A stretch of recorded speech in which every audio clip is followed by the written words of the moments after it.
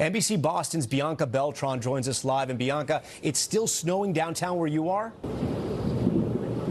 It is, Tom, and normally Quincy Market would be packed with tourists tonight. Instead, it's a ghost town. The only thing filling the streets around here are snow piles. And if you walk with me over here, you'll see some of them are already towering over our heads. Here behind us, you can see a plow doing the work that's been going on all day. But the city has been pummeled with 2 inches of snow per hour and peak wind gusts of 61 miles per hour. Officials warn that these snow piles aren't going anywhere. The combination of heavy snow and wind mean that Boston will likely be dealing with the aftermath of this blizzard for days, if not weeks to come. Tom? So much snow there on the ground in Boston. All right, Bianca, we thank you.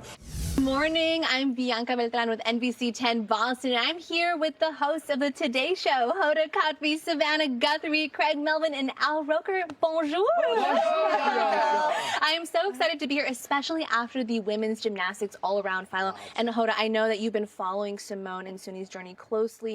What was that like to see them take the podium last night? Okay, first of all, we were so nervous. Savannah and I were literally squeezing each other's hands down to the nub. Bianca, por favor, cuéntanos y también dónde estás. Exactamente. Buenas tardes. Bueno, este es uno de los helicópteros que usa Cal Fire para tirar agua en el incendio y tiene la capacidad de llevar 1,000 galones de agua y también trabaja por día y noche. We're talking about 72 members of Mexico's military and specialized firefighting force. They checked in here to the incident command at Zuma Beach, and we got a chance to greet some of them before they got to work today. Now, several of them, they were not authorized to speak on camera, but I did get a chance to speak to their national coordinator of civil protection, and she said that there are 2 groups out here in California. The military members, she said, specialize in rescue and recovery efforts, while the team known as Las Serpientes Amarillas, or the Yellow Serpents, will be working alongside Cal Fire to battle the flames. Now, I asked her about the significance of this partnership, given some of the political challenges that exist between the United States and Mexico.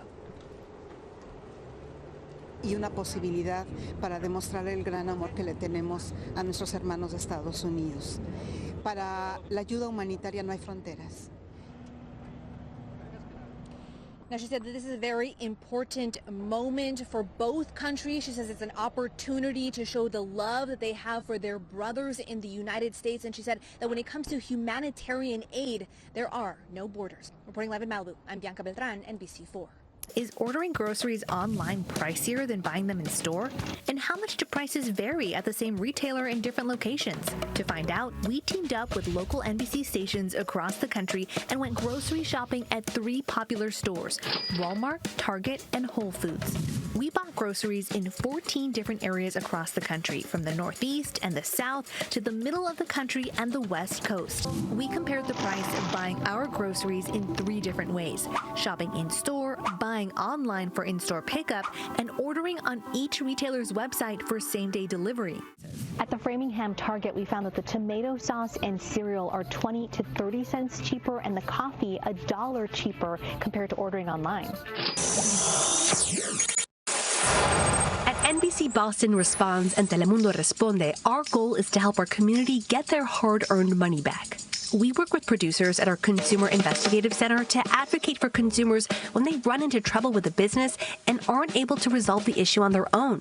We aim to get you your overdue refunds, like the $3,900 in bank fees caused by a scammer. That was my only recourse. I tried and tried and tried, and it didn't seem like it was going anywhere. I'm very grateful. Thank you. Or $300+ this man was overcharged for his daughter's dentist appointment. But I couldn't get them to move for all those months there, so I really had to thank NBC 10. If you guys didn't do anything, I don't think I would have gotten my money back. $5,000 due for a canceled flight. I don't know what kind of magic you guys work, but you did it. We've got a great team doing over a decade of work and counting.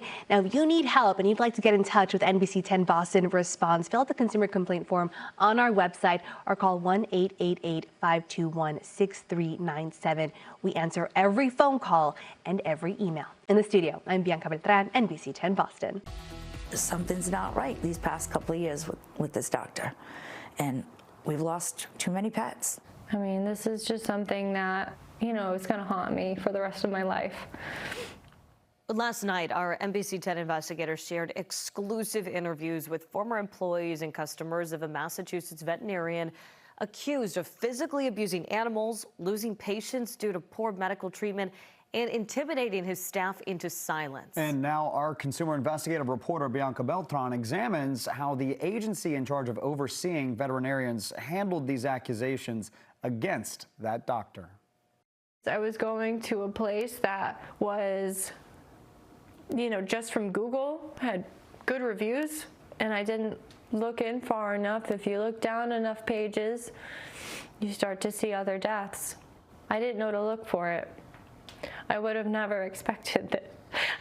I would have obviously never done this.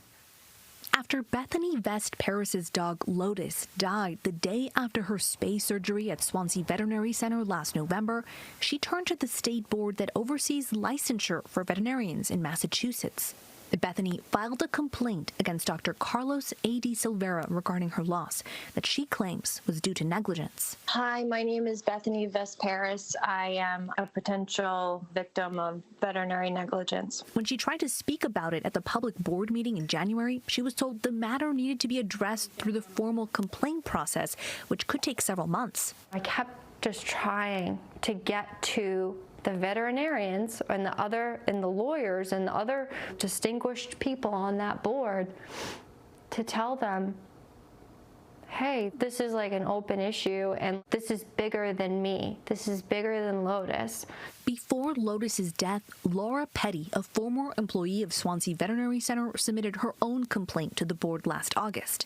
In it, she alleged Dr. Silvera performed surgeries without protective gear, took controlled substances from the medical clinic for personal use, worked while under the influence of alcohol and marijuana, and was verbally abusive to his staff. 5 months after Laura submitted the complaint, she received a letter from the board saying they voted to dismiss the complaint based on the investigation. I had to question how much had actually gone into that because I don't see how anyone could find him fit to continue practicing as a veterinarian. Records we obtained showed Silvera's attorneys provided affidavits signed by 5 employees denying Laura's allegations, including Lisa Cabral. He took us one by one, because at first I didn't want to sign it. There was a line on here I refused to sign. It was that I've never seen him abuse employees. And I said, I can't sign this because you did abuse me the first time, and I can't sign that. And then he takes us one by one upstairs and has us sign it. He'll throw it, and he's like, I need you to sign this. And of course, you want to keep your job. So that's why we signed this the first time. A spokesperson for the state's Division of Occupational Licensure, or DOL, declined to provide an interview for this story, but answered questions via email. Asked about Lisa's claim that she was coerced into signing an affidavit, they pointed us to the investigatory reports filed after the complaint was closed. The investigation summary we obtained shows over the course of 2 months, the investigation consisted of sending a letter to Dr. Silvera, receiving a response from his attorney which denied all allegations, and sending it to the board for review.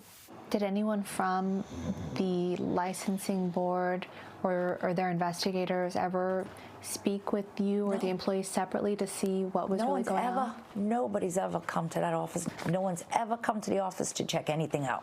Lisa says she left Swansea Veterinary Center this year for her mental health and safety. The agency spokesperson said the DOL dismissed Laura's complaint after it requested additional information but did not receive it by their deadline. They said the agency reopened the case after receiving additional evidence but won't provide any details about that evidence until the matter is settled. The board says it referred the case to the DOL's prosecution team. That means Dr. Silvera could face disciplinary action such as license suspension, revocation, or voluntarily surrender, consent agreements, fines, continuing education, or probation with monitoring, pending a hearing and board approval. Most of that doesn't have no sense, no base. Dr. Carlos Silvera Sr. is overseeing business at the Swansea Veterinary Center while his son with the same name is in jail. He has his temper, he's strong, but Never abused, nothing. We talked to him in May, just weeks before Carlos Silvera Jr. pleaded guilty to 29 criminal charges. They include stalking an ex-girlfriend, 4 counts of the unlawful possession of assault weapons, and 18 counts of the unlawful possession of large-capacity ammunition feeding devices. He's sentenced to 2 to 3 years in prison. Silvera Sr. denies the allegations regarding his son's treatment of animals in his care and his behavior towards staff. He's a good guy, he's a good vet, and sometimes it's too much stress, and then you can receive complaints like that. He have, like I say, he was telling, he has his temper, but he never hits anybody. In April, the board referred Bethany's complaint to DOL prosecution. What do you hope for? I hope that he, never has the right to cut or treat another animal again. I hope that the board has a serious wake-up call. It's been 6 months since Bethany submitted a complaint to the board and 2 months since the case was referred to the DOL prosecution team. We're waiting to hear whether they will recommend disciplinary action against Dr. Carlos Silvera in response to either hers or Laura's complaints. Bianca Beltrán, NBC 10 Boston.